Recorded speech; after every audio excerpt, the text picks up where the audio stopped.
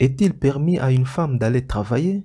Tout d'abord, en islam, les choses sont claires et tout est écrit noir sur blanc. Aujourd'hui, nous vivons sous la pression des médias, la pression des organisations libérales, la pression des ignorants, des hypocrites et des mécréants qui font tout pour miner l'islam. Malheureusement, sous une telle pression, beaucoup de musulmans compromettent leur religion. Et c'est un énorme problème. Tous les érudits musulmans devraient prendre cette situation très au sérieux. Nous ne devrions jamais permettre à l'ennemi d'avancer. Nous devons tenir bon. Cela dit, il est permis à une femme de travailler dans les conditions suivantes.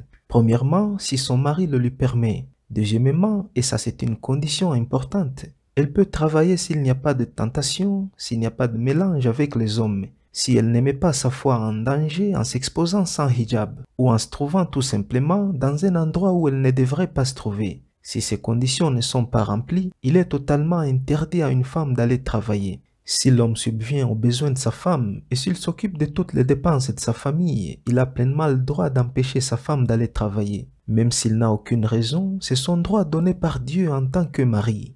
A co-pilot, when sitting on the right seat, if the captain says, descend 500 feet.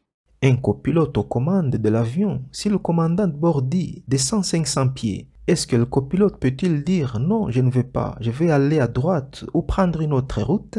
Définitivement pas. Il doit obéir parce qu'il n'y a qu'un seul commandant de bord. Il y a un gardien, un chef de maison et c'est l'homme. Alors tiens bon, si tu subviens à ses besoins et que tu ne veux pas qu'elle aille travailler pour la protéger et protéger votre famille, dis-lui non. Si elle insiste et n'adhère pas à ce que tu dis, continue de lui parler et de lui rappeler Allah. Essaie de suivre toutes les étapes nécessaires pour la ramener à la raison. Si tu as essayé par tous les moyens de lui expliquer que c'est la législation islamique et tu trouves qu'elle n'est pas intéressée et que rien ne fonctionne, à ce moment-là, tu dois appeler les médiateurs de vos deux familles pour en discuter. Si cela ne fonctionne toujours pas, la seule chose qui reste, c'est le divorce.